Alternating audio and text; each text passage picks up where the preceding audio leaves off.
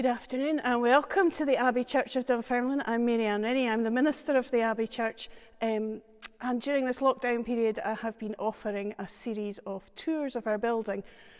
Usually at the end of March, beginning of April, we open to the public for tourist visitors as an opportunity to have a good look at our building. And during this period of lockdown, I have asked Mary, who was one of our custodians and is currently our church officer, our beadle, she would be happy to write some words for me to say so that I could tell you some of the story.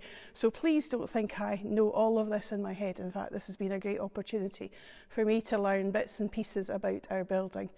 Over the last few weeks, I've looked at the Tiffany window. Last week I looked at the McLaren window. We've had a wee look at the St Margaret window, and we looked at the pulpit last Tuesday evening.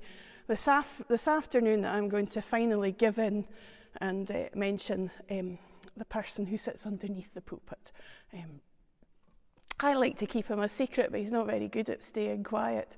Although he's very good at staying quiet, but everybody knows about him. So I'm about to let you have a wee look at one of the reasons why our tower has what it's got on it. So I'll just turn this down, bottom of the pulpit, and down here we find the memorial to Robert the Bruce. In all of the remarkable events in history, King Robert I of Scotland perhaps is more remarkable than any of the events leading to the rediscovery and opening of his tomb within the precincts of what had been the medieval monks' choir in Dunfermline Abbey Church. The Abbey played a large part in Scotland's history, and a reminder of that can be seen in the centre of the Abbey Church, because directly under the pulpit, where I'm standing at the moment, is the burial place of King Robert the Bruce. The new Abbey Church sits over the remains of the 12th century Abbey choir and chancel, and in 1818, while the site of the new church was being prepared, a tomb was discovered. Due to its prominence within the church and the way it had been constructed, it was believed that this had to be the burial place of someone of importance. Conscious of the traditional references to the burials of the Scottish kings and other significant figures in Scottish history which had taken place in Dunfermline, Mr. William Byrne, an architect, in the course of his preparations for the building of the new church, made a plan of the ancient church taken from the remains of the old walls. During this time, the workmen on the 17th of February in 1818 came across a vault in a line with the very centre of the ancient abbey. It was known that King Robert the Bruce was buried in the church at Dunfermline, but owing to the length of time since that event and the ruinous state of the buildings since the Reformation, the precise place was not known. When the vault was opened, a body was found lying in the vault. Mr. Byrne had the vault resealed and guarded, and word was sent to the Exchequer. It was decided that a full excavation would take place when the walls and roof were completed.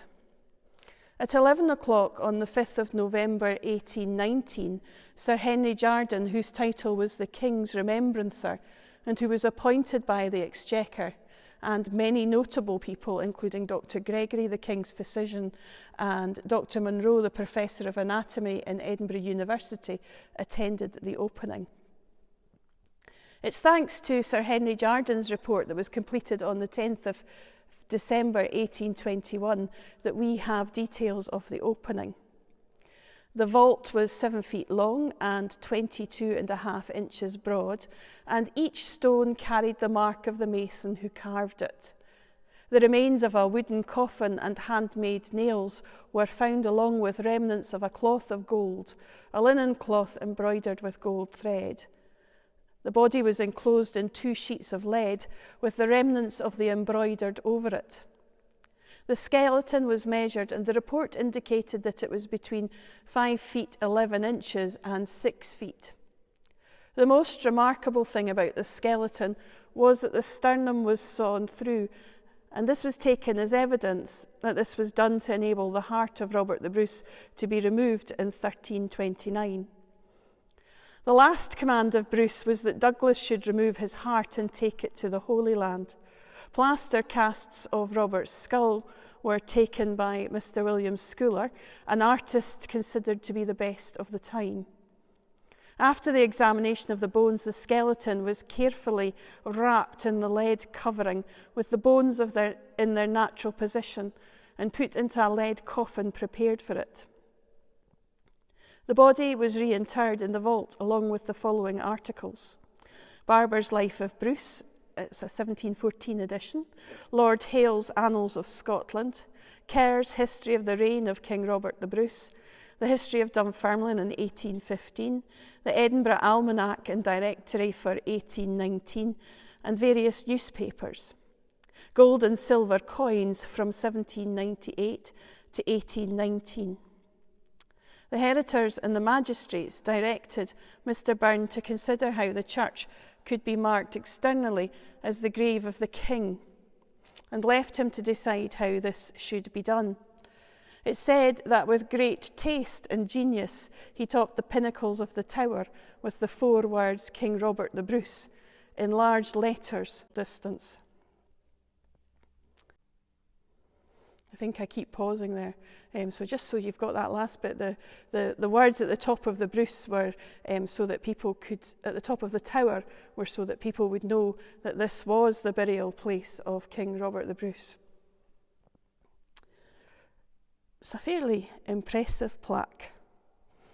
And people from all over the world come each year to visit all kinds of things within the Abbey. Some come because they're interested in the legacy of Margaret round about the Abbey and across the town.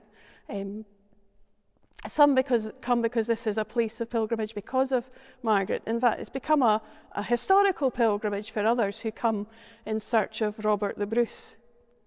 There are many people who come because they have some claim of descendancy to Bruce, and of course it's lovely to think that we're all connected. But perhaps one of the wonderful things about Scotland and one of the wonderful things about the world is go thousands of generations back and we're all connected to one another. So whether or not you're connected to Bruce, you might be my cousin somehow. That's not a threat. But it's amazing the people who come to encounter Robert the Bruce. I'm going to do a wee bit more about Bruce next week. I have more. Mary's given me a few more.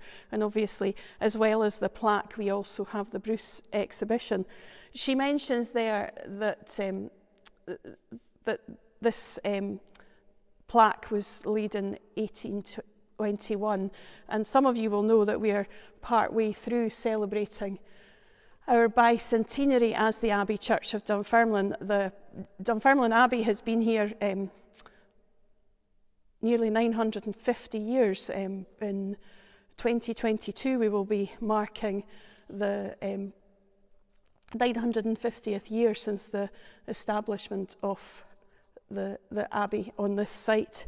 But at the moment we are celebrating the 200 years since the Abbey Church was built here, and many of you will know the story that in the Reformation this part of the older abbey of the choir part of the abbey was left to ruin, and over the course of a couple of hundred years eventually fell into ruin and disrepair, and so 200 years ago they rebuilt an abbey church to accommodate the congregation at that time, and we are in the process of celebrating that. We began it with a big bang in 1818, and we are thankful to many people in our community who took part in a one-off performance of a specially written play by Diane Stewart for that evening. We've had a number of events throughout the last 2 years, and this year we had others planned, and perhaps, you never know, by the end of the year we might be able to do at least one of them. I'm not overly hopeful at the moment, but keep hanging on to some of the plans we have at the moment, because we can't give up trying to do the things we do. All of the money we are raising during our bicentenary, for our bicentenary events, is money to be split between two causes. One is the continuing work of the Abbey Church, but we are calling our campaign A Place of Refuge, and the other half of what we are collecting in the course of the bicentenary events is to go towards refugee projects, and some of our money has already headed that way to help with that. As always, I would encourage you to support our work in whatever way you can. If you're happy to donate just to the work that we have. The work we do here at the church isn't just about maintaining this fabulous building, it's also supporting the wider work of the church across Scotland. But actually, if you also wanted to give to support the work of refugee communities across the world, that would be fabulous too. So next week I will be back on a Tuesday. You'll find me appearing in lots of other ways throughout the course of this week in various guises and various forms. And you're welcome to join me either for prayers tomorrow, which are pre-recorded, and I'm just about to do that now. And on Sunday we are back for Sunday worship at 10:30, and you can find that over on YouTube, and you just follow the link either on YouTube. You can it's YouTube/C/Dunfermline Abbey, or you can just go to our website at dunfermlineabbey.com and you can watch us live on the website, and that's great. And then good to see you whenever you're okay to join us. Nice to have had you with me this evening, and we will see you next week for another tour with a little bit more about Bruce. Bye just now.